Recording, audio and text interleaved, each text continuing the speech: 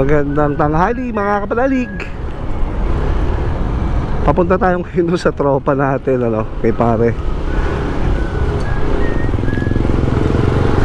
Plano ko sana magpagupit, tumawag tong tropa. Doon na daw magtanghalian sa kanila. So, puntahan natin.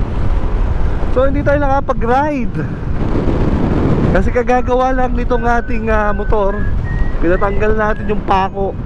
Ewan ko ba kung bakit itong motor na to tuwing ang dami lagi pako.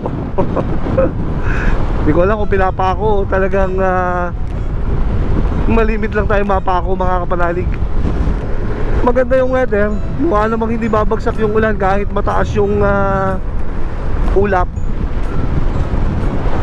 Hopefully wag muna, pero bukas siguro baka mag-vlog na tayo bukas mga kapanalig. At saka pag ako pipiliin, parang ayaw ko mag-vlog ng Sabado at Linggo. Dami kasi tao. Parang mas masarap mag-vlog dun sa mga lugar na konti lang yung mga tao para hindi masyado crowded. Ang nakipapansin ko kasi pagka nagbablog tayo, nagiging crowded yung mga lugar, which is hindi dapat ganun. Hindi natin ma-vlog ng ayos kapag ang mga lugar na pupuntahan natin ay crowded. So sabi ko, vlog na lang tayo ng weekdays. Mas preferred ko yung weekdays mga kapanalig. Yun. Ayos to kanino to?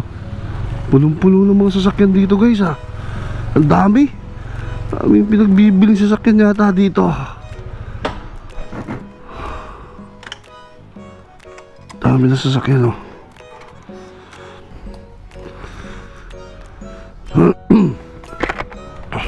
Ang dami naman ngayon. Wow. Narinig pala si Pare. Pagdating nga natin dito ay nakahanda na yung mga pagkain.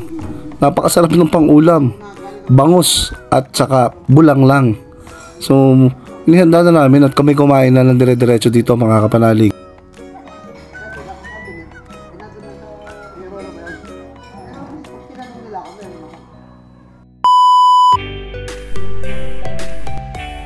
Pagkatapos natin kumain ay ito naman ang nautupag ng mga ito. Nagkabit ng camping gear na ito para daw magamit namin sa mga susunod naming mga camping. Ayos nga at magagamit kapag may masisilungan tayo. Kaya pinagtulungan ng tropa para at least makita natin ang ayos.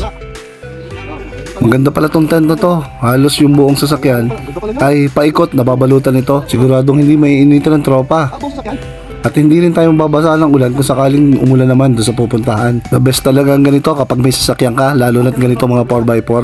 Kailangan may setup ka nito mga kapanalig, para kung sakaling magkaroon kayo ng paglabas o pumunta sa mga camping area, may magagamit tayo na pwedeng silungan, umulan man o uminit. So doon sa mga nagbabalak ng ganitong setup, ayos po ito, magandang magamit ninyo to pagka magka-camping tayo.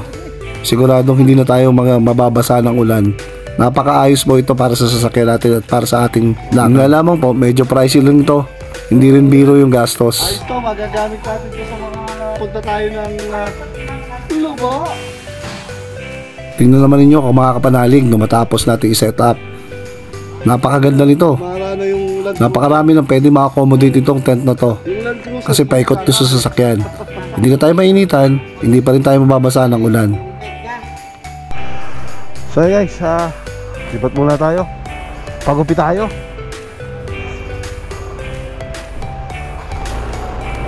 Pagupit muna tayo. Pagupit. Nakalibre na naman ang tanghalian. Iba na may kaibigan, makakalibre ka lagi, no?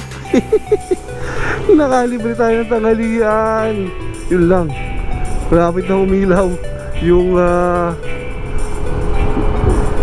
gasoline natin. So sa inyo po lahat, ito, pamunta lang ako dito. Pagupit muna ako guys. Yun lang, dami na nakapila. Hindi pa rin tayo maguguptal ito. Ang dami na nakapila guys Ay, kala ko pa naman makakapagpagupit na. Hindi rin. So ito, dito muna ako sa bahay.